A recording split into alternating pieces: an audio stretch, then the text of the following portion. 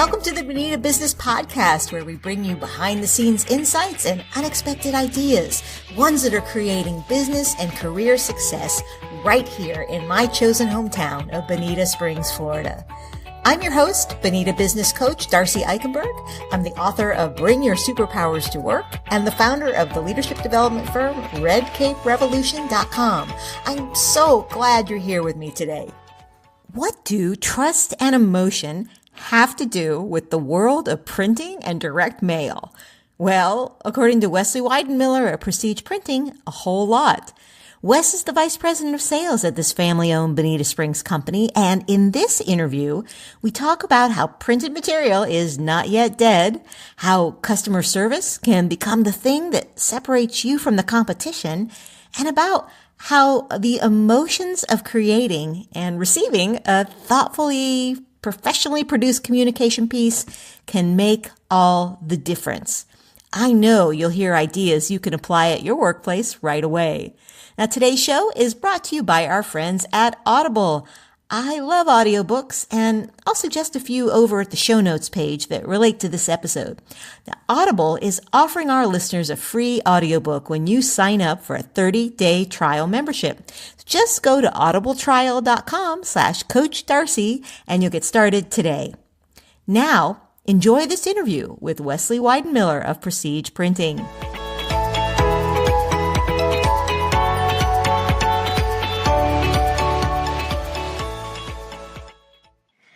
Westley Weidenmiller, thanks for being here on the Bonita Business Podcast. Thank you for having me. So tell me, we're here at Presstige Printing, and I just had a chance to walk with you around the plant really here, but tell me more about what you actually do here. So we're a full service commercial print facility, and we take orders from clients. We do production jobs from 100 to 1 million pieces, everything from a custom brochure to a direct mail piece, both locally and nationally. So walk me through a typical project where a business would come to you for help. I saw a lot of different things back in your plant, and I just love to understand more about what's typical. Yeah, so most people don't, they kind of ask us for hey, I'm working on a brochure. I think I know what I want it to look like. And so we have to start the conversation with them at that point, asking lots of questions. Within a job that we do, there might be anywhere from 40 to 60 operations that we go through to complete it. We need to get all those answers, but we need to do it in a quick and efficient way so that, we can, one, be accurate with our estimate to the client, and give a fair price, to give them the best deal and make suggestions along the way. So a lot of times we get this, I have this piece I saw, or I'm designing something. Here's what I think it's going to look like. And that's where we start the questions. So we start asking, what type of paper would you like it on? How many colors, what type of finish, do you have? Is it going to mail? Because there's a lot of requirements under the post office regulations that we fall into. We have to kind of design around and give them the best rates for postage. So it's kind of a never. There's almost an unlimited number of options. So we try to make it simple. Give a few options. Start to develop the idea of what they want in our minds, so that we can give them a quote and take the job to the next place, which is into production.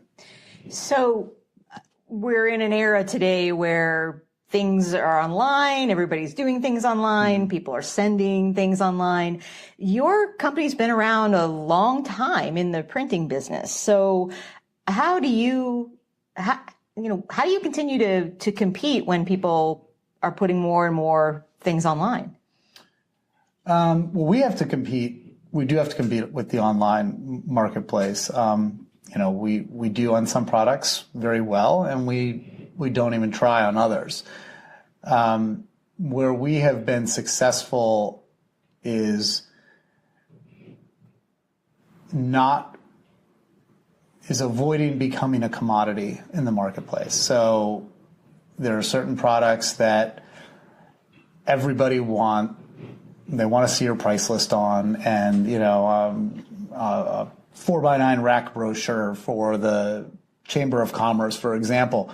You can pretty much go on there, and I can guarantee you, if you got 10 prices, I'm probably not going to be your cheapest. I might not even be in the top 5. But that's not where we sell. We sell to clients that have a wide berth of products, wide range of products. They need our expertise. They want something. They want the customer service that we can offer. They want a relationship with their vendor so that we make every product not look like a commodity, because they want to set themselves apart.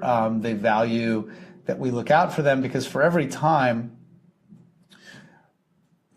you save a few dollars ordering it online, if 1 out of 3 of those you get and it doesn't look like what you thought it did, you really don't have any recourse. And so now that 30% savings maybe you had, in my mind, you can kind of wash away and say, well, wouldn't it have been nice to know that if you had somebody asking you the right questions and giving you going through the process in the right way, or the way we would do it on a more personal basis, you would have avoided that headache and that expense. Mm-hmm. So, I think customer service is probably the number one sales tool we have that sells against the commoditization of the product. Mm-hmm. So customer service is harder and harder to do these days. So how do you keep that level of customer service, and how do you make this a place where people want to help work with those customers? As a business, we try to keep good people, keep them. We have a lot of staff that have been with us for a long time. I've been here over 13 years. My dad still works every day. He, I think, has created an environment that people like to work in. Our outside sales staff, we have 5 outside salespeople with more than 20 years experience in the industry. And, and then we have customer service reps inside that know their clients. And so, most people, this is not an industry that is, unfortunately, churning out lots of young talent right now. So, so we have a lot of great experience here. And that is a huge benefit to our customers, because they need, they need their hand held. They need to know that they're being taken care of when they, we have clients with very large print budgets, and that's our responsibility to make the most of that money. You had mentioned to me before, talking about people not coming into this industry, someone in marketing or at advertising and FGCU saying, oh, I want to be in printing, but you've been hiring recently, or you've had some new hires. So how do you plan for that in the future as a business owner, where there aren't a lot of people who are kind of learning what your experienced people know? Well, I think that the experience I think it's going to change. I think the customer experience is already changing, what is expected. The print buyers, when I took you through the facility, the first room we went in was where all these proofs are created, and they're hard proofs, and they're not inexpensive to create. There's a lot of work that goes into shuttling them to and from customers, whether that's via couriers or FedEx or whatever it might be. The more experienced print buyers in the market expect those to come to them. They spend time with them. They sign up. But we're finding that there's some of the newer generation of customers we have are just as fine doing that online. And we are investing in technology that will help us to communicate better online in that space, so we meet them where they want to be. But what's also going to take place is we are going to be hiring people that know how to communicate in that space. The customer service experience for the majority of the print buyers up to this point has been successful with my very experienced staff because that's how they wanted to work. Now we're finding that we need to meet all customers kind of where they want to be. And that means I'm going to have to train some of my existing salespeople and customer service reps, but it also means that we're going to have to bring in some new people that can train us. I kind of fall in the middle, having been in the industry from birth, essentially, to where I like the old school process.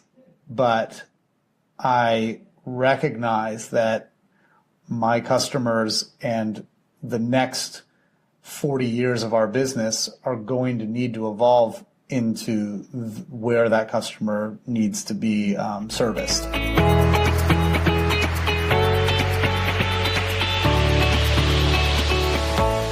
Hey, it's Coach Darcy here, and just a quick reminder that after the show, come on over to bonitabusinesspodcast.com.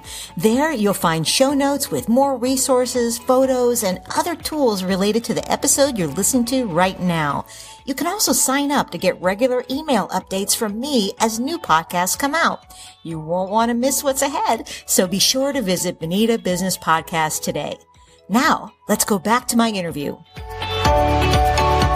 I think we hear this come up from time to time that it's not about how you want to run your business, it's how do people want to interact with you, and staying in tune to that and recognizing what's your unique point of difference. Because you said, we're not going to be a commodity. You're not going to be the cheapest on the block. No. And so it sounds like you've made a strategic decision about that, as well as not sticking to being, hey, we're doing this work the same way that everybody has always done this work. We're willing to, we shift with the customer. Well, yeah, and technology, while it's because we're nimble, because we are, we're 40 employee, business in Bonita Springs, which is big for this area in the type of work that we do, but relatively nimble when you compare us to some of the major print service providers that you would find online.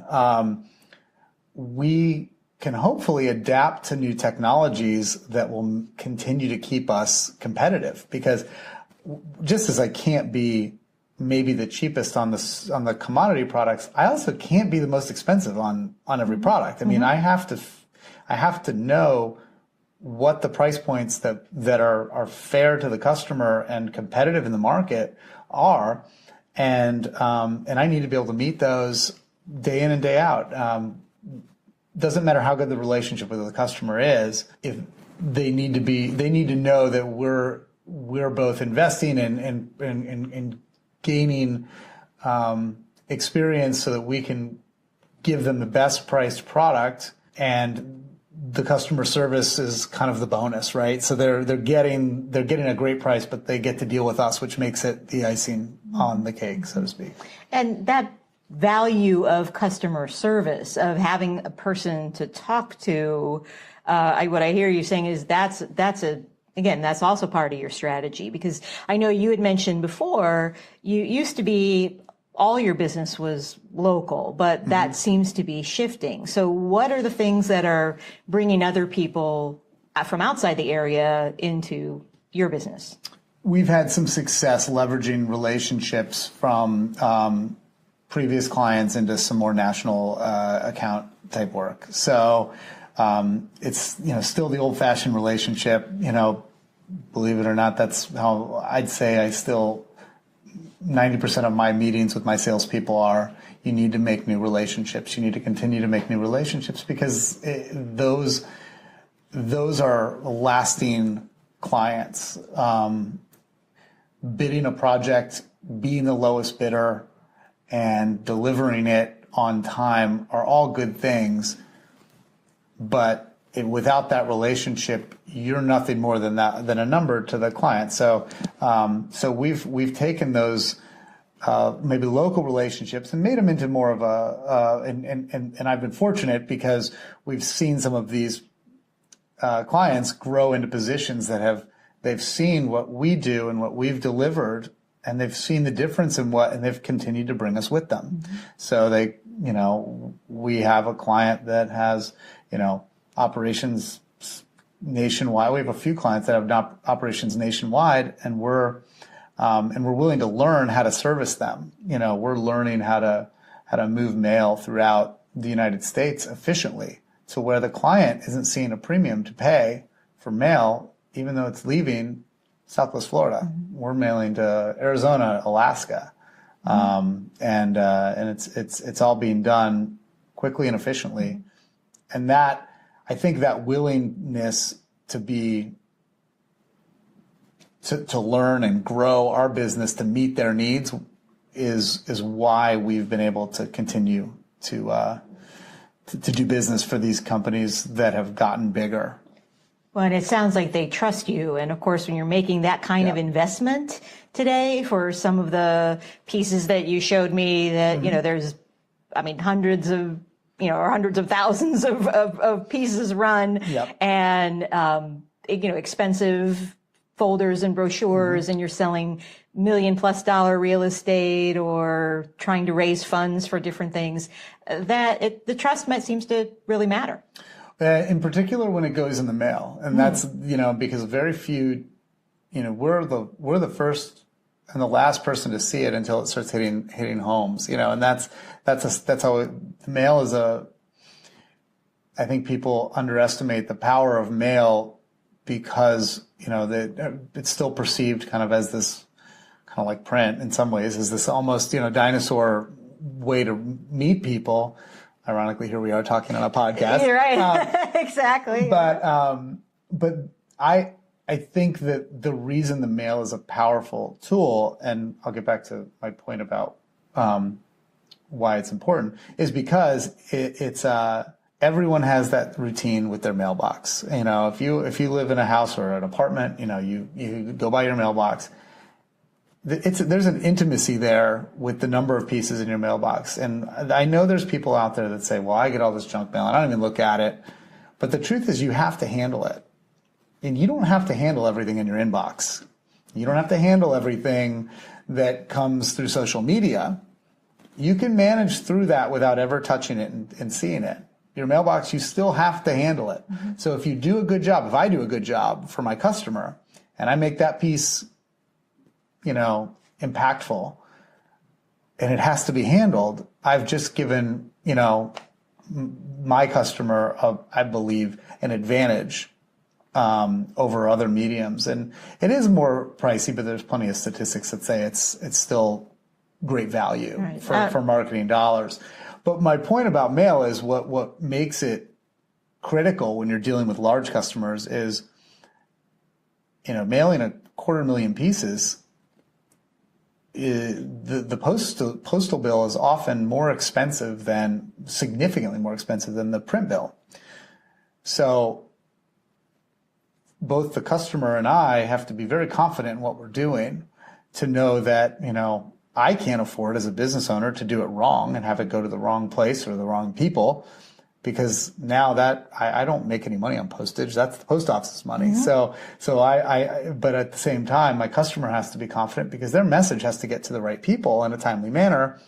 And so there's a strong comfort level with that expertise. And that's been a huge, I think that's a huge advantage we have, is that, one, we do it very personally. We handle things very much, on a one-to-one basis with customers, large and small, with mail. So. Sounds like high risk. You're doing 500,000 mailers. Yeah. It is, but it's also, it isn't when you've got a good team doing it. I've got, in my opinion, probably one of the best, list data people in the business. Mm-hmm. And that's something that allows me to have a lot of confidence. And that's not to say the rest of my team isn't great too, but it is. It truly is a good group of people, and you have to know what you're doing. Mm-hmm. And so. Any horror stories that you pass on to new clients as lessons learned? Fortunately, we haven't had them. I have heard them. I've heard several of them. There's for almost every piece of mail that goes out, in particular when there's maybe a volunteer committee involved. There's always emotion attached to it, and people are eager to see it, and so it's always sad when something happens in the mail, so to speak. If something gets ripped open or comes mutilated or whatever. I get those calls all the time.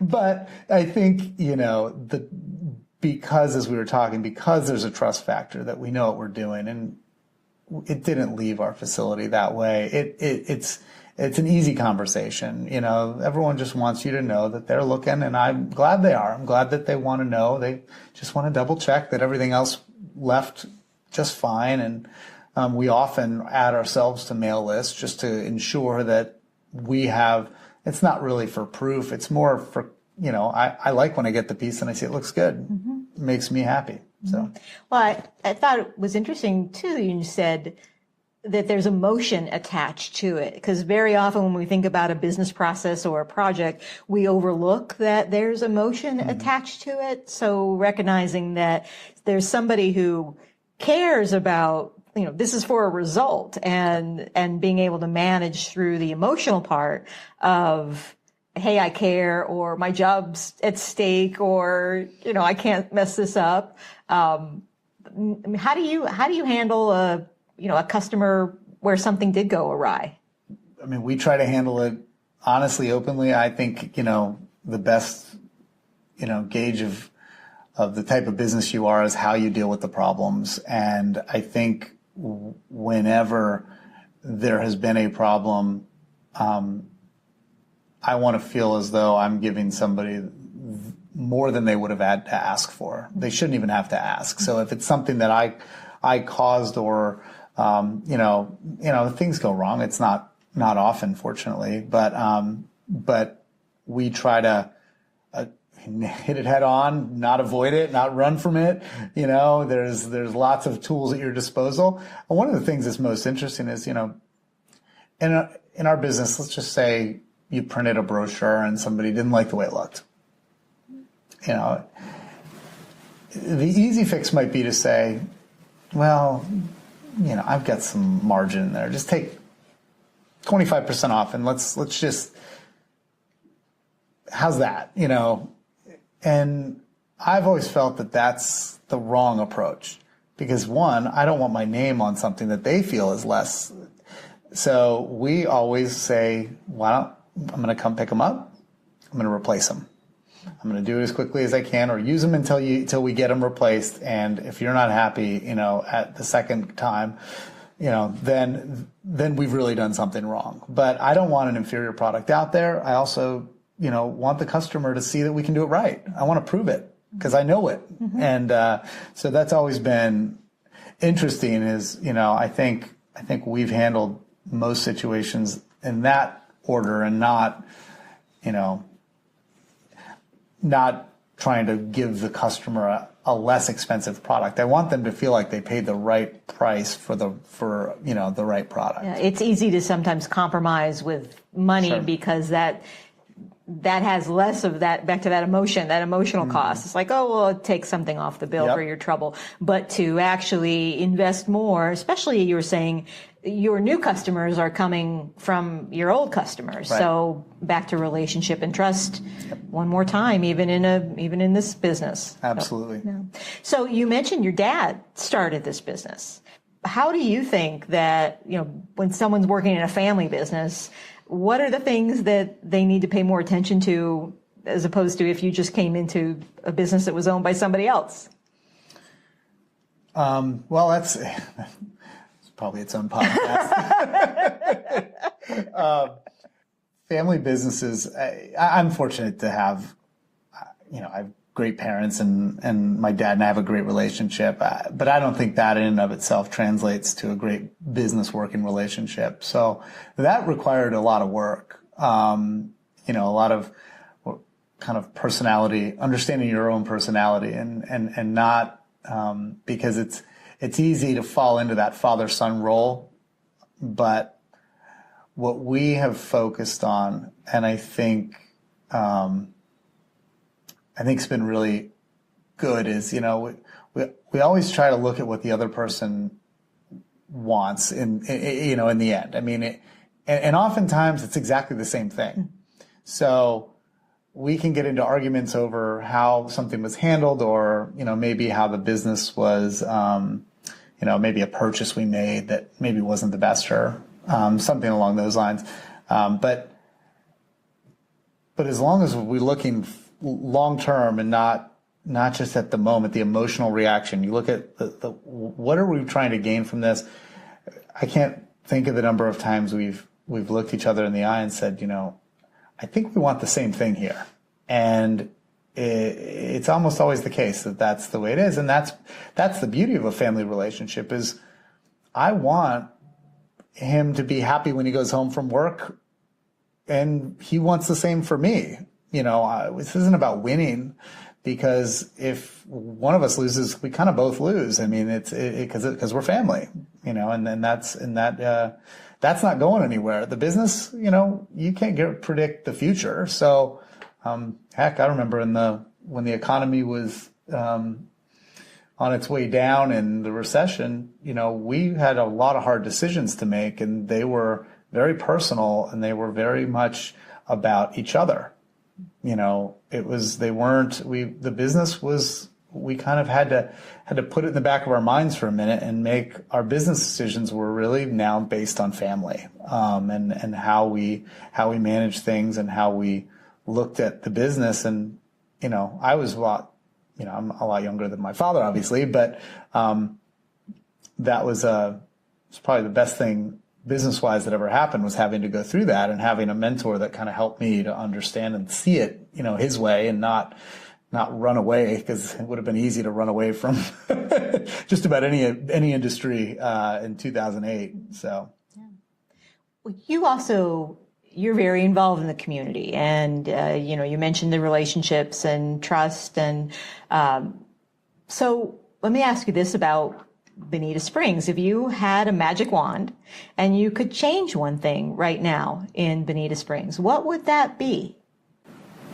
Probably the seasonality. But that's Bonita, greater Bonita. I mean, the entire area, just because it makes it hard to manage a business for any business owner. Not having the highest of the highs and the lowest of the lows. You have to be very astute at business to do that.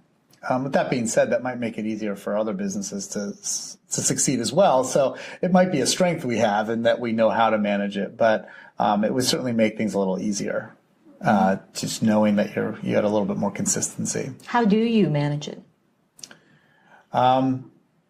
It's always changing. I mean, this summer we really didn't have a slowdown. We had maybe 1 month where we were quiet, which was really surprising. But in the past, we've managed it through controlling expenses, managing things like overtime, and our employees are really good about knowing when to take vacation. So they often take it in the summertime because it's less impactful on the overall business. So it's just being smart about little things, and I think really probably the thing that most businesses maybe we had to learn, and I think it's good for others to understand, is what does it take to get through the summer? You kind of have to know whether it's a number, which probably is in business. You need to know what that number is, because if you're not looking, your goal needs to be that number before the summer comes, so you can get through it with your head above water. And so that's always just kind of been something we've had in the back of our mind. And once you know it, you kind of, it gives you a lot of confidence when you are above it. And if you see it, you see that maybe it's not as good of a year or something's, you can react a lot more quickly, so you're not caught off guard. Great. Well, Westley Weidenmiller at Presstige Printing. I really appreciate the opportunity to sit and talk with you today for the Bonita Business Podcast. Thank you for having me. It's been good.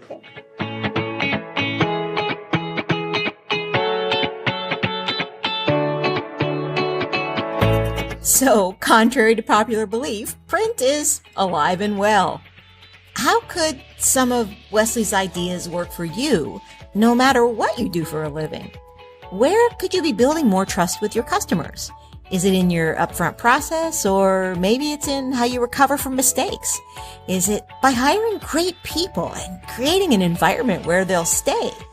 And where does emotion come into play in your business? I loved Wes's point that his customers care deeply about their projects, and he's smart to recognize the emotions involved instead of discounting them like a lot of us have been trained to do in business. As I always say to my coaching clients, emotion puts people in motion. And if we want people to care about what we do for them, we've got to stop avoiding emotions, both theirs and ours.